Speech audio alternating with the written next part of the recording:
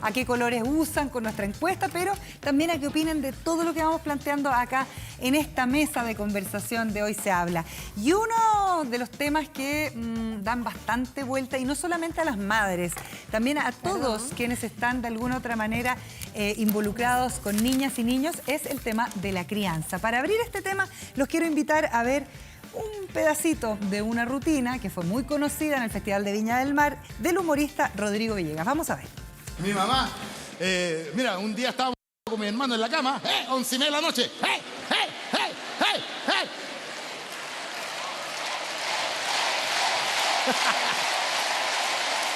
Oye, se escucha un solo grito, córtenla si no voy a ir para allá. Y mi hermano mayor, como tenía más experiencia, me dijo, démosle nomás y siempre viene la tercera. ¡Ajá! No vino a la tercera, vino al tiro. Lo único que se vio una patada a la puerta así, ¡pah! Se para ahí la puerta.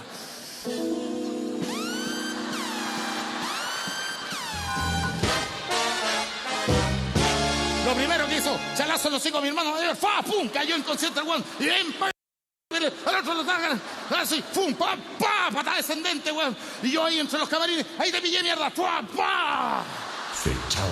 No, si era una ninja, mi mamá. Oye, la chala en la cara era como, al parecer, a varios nos criaron antes, ¿no es cierto? Con rigor, muchas veces ese rigor pasaba por el físico. Ustedes, chicas, Margot, por ejemplo, ¿tú fuiste hiperactiva o tuviste hijos hiperactivos? No, yo era tranquilita como taza de leche. Mis hijos, por suerte, también tranquilos, pero me tocó compañero de curso hiperactivo. Ya.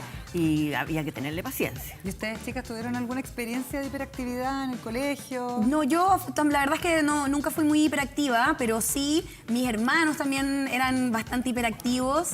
Y claro, yo creo que uno en el colegio, en el liceo, era un poco como imposible no encontrarse con algún compañero de curso que tuviese hiperactividad. A mí me tinca que tú eras hiperactiva. Yo me tatué el chancletazo a mi mamá. Lo tengo tatuado acá cerca del poto y me queda muy lindo. Sí. Oye, no, pero... yo era dispersa. ¿Sí? ¿Ah? Oye, una manera de criar que probablemente hoy día es inaceptable, porque estamos hablando ahí de algunos activos de violencia, pero la idea es poder entender de qué manera poder llevar, por ejemplo, algunas situaciones que se dan con los niños, ¿no es cierto? Pueden ser los hermanos, pueden ser los sobrinos, pueden ser nuestros propios hijos, y tener herramientas, porque esto no solamente tiene que ver con los niños, tiene que ver con nosotros también, con quienes tenemos que vincularnos con esos niños, los profesores, por ejemplo, y tomar alternativas que realmente sean efectivas, pero que sean pacíficas, que contribuyan al crecimiento tanto de los niños como nuestro crecimiento, y poder también dar un poco de paz, ¿no es cierto?, en ese proceso que es tan complejo que es criar. Sí, es cierto, y sobre todo en Chile, porque las cifras a nivel mundial indican que un 4 o 5% de los niños tienen esta dificultad. Pero en Chile es más alta la cifra, bordea el 17% de niños con algún déficit atencional, con algún problema de ese tipo.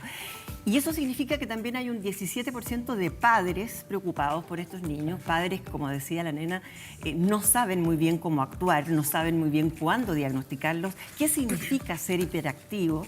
Estamos hablando de niños que son muy, muy activos, estamos hablando de niños que también son impulsivos, pero al otro lado hay niños que no tienen ninguna de estas características, pero les cuesta poner atención, lo que decía Yamila hace un rato, les cuesta concentrarse. Entonces, queremos mostrar un tipo de niñita que también era bastante pataletera, pero tenía un tremendo déficit de atención. Veamos a Pequita. A ver, este par de señoritas, quiero que me hagan un favor bien grande. Pórtense bien, ¿ya? Porque los papás de Benito nos convidaron a dar una vuelta a la fonda. Y vamos a llegar lo más temprano posible. ¿Sí? ¡Yo quiero ir a la fonda! No, por ningún motivo. En primer lugar, porque vienen saliendo las dos recién de una gripe. Y en segundo lugar, los niños en la noche no van a la fonda. Yo quiero ir a la fonda. Yo no soy un niño, soy grande y yo cuido a la Pequita y vamos las dos a la fonda. Pero, suegrita, usted y las niñas no pueden ir a las fondas. ¿Por qué, pues? Ya, mamá. Papá, no me dejes, papá. Pórtese bien. Mamá. Pórtese bien. Mamá, mire. No me dejes. ¿Por qué no hizo una pataleta más grande? Pero si empecé, pa' Siempre nos dejan sola. Siempre nos dejan sola aquí en la casa en la noche. Abuelita, ¿qué vamos a hacer? Nos vamos a... ¿Quién es? El timbre de la noche. Vamos las dos, Perela. Vamos las dos. Es muy tarde. A ver, ¿qué le pasa? Inquieta, ¿ah? Debe ser terrible tener así un hijo que sufra de... En esa época, en los 80 le decían hiperactivo. Ahora, ¿se solucionaba en esa época con un buen charchazo en el potín? Lamentablemente, Sí, como la chala, claro, a veces exacto. los papás pensaban, o los amigos de los papás pensaban que eran niñitos que simplemente no habían tenido límites quizás en su casa, no los habían educado bien, y no les habían enseñado que hay ratos en que hay que sentarse tranquilitos, y no, es un problema que tienen algunos niños como a la Pequita que vemos. Sí, Claro. Yo Oye, digo, ¿será bueno medicarlo? ¿Qué hacen los padres? Yo creo, pobres padres, vivir esta situación, ¿no? Así que tenemos una experta, eso sí, para el día de hoy, ¿no? Muchas dudas. Exacto, Claudia Moy nos acompaña, psicóloga, justamente. Hola, ¿Cómo hola. estás? Hola, Claudia. Y te queríamos preguntar, algo dijimos de las características que puede tener un niño hiperactivo o una niña, pero nos gustaría que tú nos cuentes cuáles son esas características para que una mamá, un papá, un profesor se tomen cartas en el asunto o hagan que este niño se diagnostique. Para que estén más alerta en el fondo. Sí. Eso. Yo creo que lo primero, como una estrategia para padres, siempre la vinculación con nuestros hijos es lo más importante y estar vigilando los gustos de los niños, qué cosas le llaman su atención, con qué cosas se concentran, con qué cosas no. ¿Por qué digo esto? Primero que todo, porque en el fondo tenemos que darnos cuenta que los niños de por sí son inquietos. Claro. Los niños de por sí son curiosos, les gusta explorar, a la mayoría, ¿cierto? Entonces, si fuera porque todos los niños son inquietos, serían todos hiperactivos. Pero no es así. El tema con la hiperactividad es que es un trastorno del neurodesarrollo, ¿ya? ¿Y eso qué implica? El cerebro madura de manera más tardía, ¿sí? Y eso influye en cómo los niños en el fondo enfocan su atención. Y resulta que la atención es la puerta fundamental para el aprendizaje. Entonces, si tenemos a nuestros hijos con problemas de atención, no logran aprender, los chicos lo pasan re mal. ¿Sí? Ahora, cuando una mamá, un papá o un profesor detecta una situación que podría calificar para un problema de atención, ¿a qué tipo de profesional debería uno acudir en primer lugar? Ya, hay distintas formas, porque hay colegios, por ejemplo, que a la edad de 6 años empieza como a hacerse el diagnóstico con los niños, ¿ya? ¿Por qué? Porque es la edad en que entran a la escolaridad ya primero básico, ¿cierto?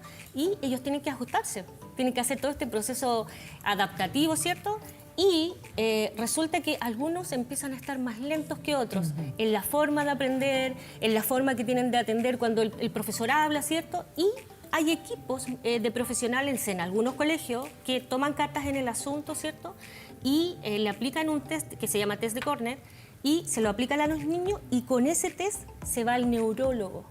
¿Ya? Entonces, el médico neurólogo, porque acuérdense que es un trastorno del neurodesarrollo, es decir, la parte frontal de nuestro cerebro no está desarrollada en el nivel que corresponde, ¿sí? ¿Y eso es algo normal? No sé, ¿a cualquier niño le puede pasar? ¿Tiene algún tipo de característica particular, familiar o es random? Mira, hasta el minuto las investigaciones dicen que el 30% de los niños que tienen hiperactividad en general son patologías, por decirlo de alguna manera, que se heredan, ¿sí? Tienen padres hiperactivos, por ejemplo, madres, hermanos. ¿Con los dispersos, los niños dispersos también? Cuando, como yo, déficit atencional... Sí, claro. También claro. se hereda. Lo que pasa es que la hiperactividad viene trastorno de déficit atencional, es decir, déficit para atender, enfocarse con hiperactividad. Y más encima de eso le sumas a la dispersión, esto de ser extrovertida, de andar para allá, para acá, ¿cierto? Y también hay otros niños que tienen trastornos del neurodesarrollo más, por decirlo así, pasan más desapercibidos, que son hipoactivos. Entonces esos niños son más difíciles incluso de captar, porque son los calladitos, los sobreadaptados, los que están en el curso sin... Pero que tienen problemas de mutis, aprendizaje, por ejemplo. Pero que exacto, que no aprenden tan rápido. Entonces hay que tener ojo y ante la duda, ¿cómo una mamá puede saber? ¿Cómo un papá puede saber? ¿Cómo usted puede saber? Lo primero es, si esto afecta el rendimiento escolar de su hijo y usted dice no va al mismo ritmo que los otros niños, ustedes ven que los otros niños lo excluyen porque quizás es muy inquieto, que empuja, no, todas esas alarmas que ya sean permanentes en el tiempo, da para pensar en que quizás es importante hacer la evaluación y descartar, ¿sí? Y Claudia, una pregunta para quienes no somos mamás, pero también lidiamos con muchos hijos, pues, o sea, muchos niños. Por ejemplo, yo tengo un sobrino y sé que hay muchas que somos tías. ¿Qué podemos hacer en ese caso para no traspasar los límites de la crianza de los papás, pero también poder generar un ambiente seguro para estos niños que tienen hiperactividad? Mira, yo creo que lo más importante hoy, y no solo los niños con hiperactividad, los niños en general necesitan un entorno más amable. Están pasando muchas cosas en el mundo, hay mucho estrés, post-pandemia los papás quedaron así con los pelos de punta de tanto estar con los niños en la casa y se entiende porque es un trabajo tremendo. Entonces, mientras más las redes empaticen en el lenguaje del niño, yo siempre les digo a los pacientes o a las mamás, a los tíos, les digo, tírense al suelo, a los cuidadores. O sea, no es lo mismo jugar de aquí, tirar una pelota, si el niño no es un perrito, le digo yo, no, va al suelo con ellos, jueguen, hagan actividades con sus hijos, vincúlense con sus hijos desde la cercanía. Yo siempre hablo de una palabra que mucho me molesta, hablo del amor radical. Y con los niños hay que tener un amor radical, porque eso va a implicar tener paciencia, ¿ya? Y las mamás y las familias no frustrarse cuando el niño va teniendo un ritmo distinto al hermano. Puede haber un hermano que es súper inteligente, súper rapidito, ¿cierto? Y quizás el hermano chico, no sé, pues, es este niñito que quizás tiene estas cualidades. Es distinto porque todos lo son, ¿sí? Claudia, veíamos las cifras a nivel mundial y las de Chile triplican las cifras a nivel mundial. ¿Estaremos sobre diagnosticando o tenemos un problema en el país que acelera esta situación? ¿Genéticamente tenemos alguna falla? Porque 3 veces el nivel mundial llama mucho la atención. Mira, yo siempre me he cuestionado lo mismo que tú, Margot.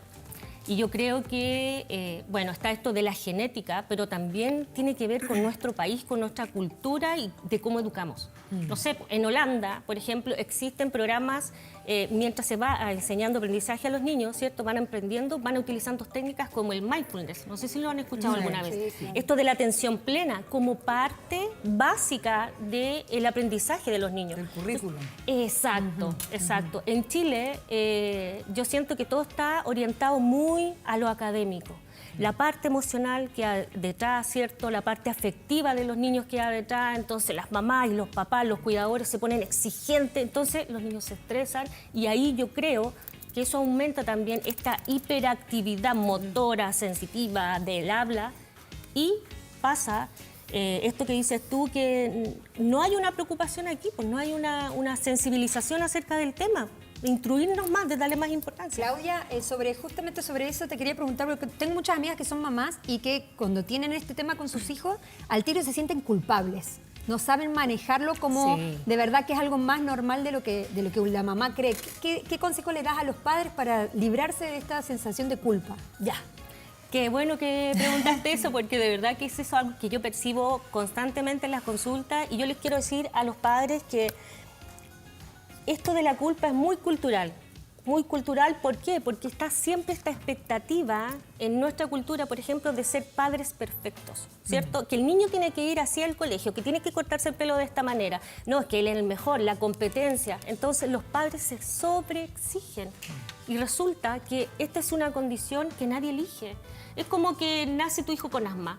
Si tu hijo nace con asma, ¿cierto? Tú le vas a dar la medicación que corresponde, lo vas a ayudar a que se vaya entrenando para que él solito pueda gestionar, ¿cierto? Los momentos que vienen los ataques si no hay un adulto. Y nacer con hiperactividad es lo mismo. Queríamos preguntarte un poquito, Claudia, porque existen algunas metodologías, ¿no es cierto?, que uno podría echar mano, uno podría usar, obviamente estar diagnosticado es súper importante, pero para aquellas personas que quizás tienen menos recursos o quizás todavía no pueden ir a hacer ese diagnóstico tan profesional, hay cosas, porque tú trajiste aquí algunos elementos que nos pueden ayudar a mejorar esta situación. Yo lo probé en casa y me calmé. Es que de verdad ayuda. ¿Cómo se llama esto? En el fondo, mira, el ejercicio es lo siguiente. Muevan la botella. ¿Y qué es lo que ven ustedes ahí? ¿Qué material ven adentro? Es solo agua con escarcha para que la gente sepa. ¿Puedes ver a través de esa agua que tiene escarcha? ¿Puedes ver cuando la mueves? No, solo veo la escarcha. Ya.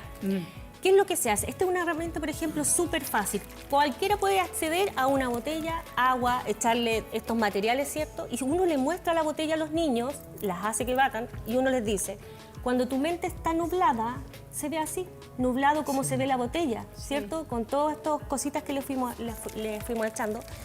Y también se nubla la mente a veces. No siempre la mente encuentra todas las respuestas y también pasa con las emociones, no siempre sabemos regularlas. Entonces es una manera más fácil de decir, ahora dejemos quieta la botella. Aparte de aprender a perdonarse es cuando la mente se nubla también, ¿no es cierto? claro, Y las respuestas no llegan rápido. Uno se frustra a veces, hay que aprender a perdonarse. Y estos niños lo pasan pésimo porque en el fondo les cuesta mucho integrarse socialmente, porque son discriminados, son estigmatizados, perdonen ahí, y mucha etiqueta. Entonces, como no lo invitemos, porque él, pucha, déjala embarrada y no sé qué. Entonces, al final, si ustedes se ponen a pensar, es una tarea tremenda para los padres. Entonces, yo siempre le digo a los papás, hey, o sea, los niños no son perfectos, como los padres no son perfectos, no sé, yo nací, soy piti, tengo que usar los lentes, tu hijo tiene hiperactividad. Claro. Porque yo creo que hay que volver a lo esencial en esto de psicoeducar a los padres, no con tanta complejidad técnica, o sea, nosotros si bien sabemos, hay que bajar los conocimientos para que todos sepan hablar más Y lo que están haciendo socializarlo, ustedes. claro. Exacto. Oye, Claudia, tenemos algunos Twitter que nos ha mandado la gente con el hashtag Hoy Se Habla TVN. Mi hijo tiene trastorno de déficit atencional. Sí, desde con pequeño, hiperactividad. con hiperactividad, lo que estabas diciendo tú, ha sido un camino largo y difícil, además no se quita, es para toda la vida. Sí. Fuerza a las mamitas, power para todas. Es para toda la vida y ahí este tipo de herramientas, por ejemplo, para que una persona entienda qué es lo que le pasa cuando se nubla la mente. ¿Qué otras cosas se pueden hacer para ir encaminando a esta persona a que en su vida adulta conviva con esto? Por ejemplo, disculpa, Sí, que sí, sí. agregue. ¿Qué pasa con los medicamentos? ¿Qué es lo que hacen los medicamentos? Porque también hay algunos niños que los requieren. Lo que pasa es que cuando hablamos de que nuestro cerebro, como yo lo mostraba, no está funcionando al ritmo que debería funcionar, no se engrosan, no sé, pues las neuronas y toda la función que tiene la neurona, es como que va lentamente desarrollándose el cerebro, ¿sí? Entonces, el niño probablemente va a aprender. Sí, va a aprender, pero va a aprender otro tiempo. No va a aprender el 1, 2, 3 del niño de al lado, sino en un tiempo distinto. Ahora, respecto a lo que dices tú, Elena, sí. Hasta el día de hoy las investigaciones dicen que la hiperactividad te acompaña, pero mientras más psicoeducación tiene uno, mientras más uno googlea, busca ejercicio, trabaja con los hijos, más les damos herramientas a ellos para que aprendan, exacto, a convivir con algo que es una cualidad más, aparte de todas las cualidades que lo conforman como ser humano. ¿Me sirve hacerme un gráfico con unas líneas de colores que me ayudan a concentrarme más? Eso sería una herramienta, por ejemplo. Sí, ahí es súper importante, por ejemplo, que las mamitas, los papitos, los cuidadores, quienes estén a cargo de los niños, mantengan una rutina estructurada, porque ellos lo necesitan. Perfecto. Tienen que pensar que ellos en su cabeza, o sea, ellos vuelan, piensan, sueñan despiertos. ¿Esto se puede descubrir de grande también? Sí. Puede pasar también, Sí. que uno no sepa que lo tiene y lo Sí, tiene de claro, adulto. sí, claro. Lo que pasa es que, perdona que la interrumpa, si quieren van leyendo, lo importante yo creo aquí es mostrar que con los años esto puede ir disminuyendo porque la persona también ya a 18 años se va haciendo más cargo de que le ayuda, ¿cierto?, a vivir en el fondo con esta condición y en el fondo la sintomatología disminuye. Claro. ¿Sí? Hay mucha gente que en redes sociales quiere hacerte preguntas y ahora nos llega este tuit que dice: creo que en un primer paso es entender que no somos mamás Disney perfectas y que nuestros hijos tampoco lo son. Saludos, cabras, nos dice Romini. Gracias a la Romini, sí, po. Eso como soltar un poco la tensión de esta perfección que tratamos de tener tanto padres y apoderados como de los niños. Exacto, porque finalmente nosotros como adultos, ustedes tienen que pensar, igual que cuando nosotros fuimos niños, nosotros mirábamos cuando nos sentíamos tristes, ¿quién nos apañaba? ¿Quién nos enseñaba? ¿Quién nos mostraba qué me está pasando? No entiendo mis emociones. Los padres, los adultos, quienes cuidamos a nuestros hijos, ¿cierto? Entonces, claro, si nosotros como adultos nos frustramos, pero ¿por qué no lo logras? Pero es que dale, pero es que tú... Y Claro. esa exigencia, finalmente el niño termina sintiendo que no sirve para nada y empieza a... Chica, y esto es súper importante, se empieza a incrementar el sentimiento de inutilidad, el sentimiento de frustración constante porque no estoy logrando ser lo que mis papás quieren de mí. Entonces, hay un proceso de aceptación que es importante realizar. Yo les recomiendo a los padres, lean, busquen información, aprendan y respeten también a sus hijos. Los tiempos de cada niño, no todos los niños se emocionan de la misma manera, no todos aprenden igual. Y ojo, es importante que nosotros como adultos nos regulemos emocionalmente si nosotros buscamos que nuestros hijos puedan regularse.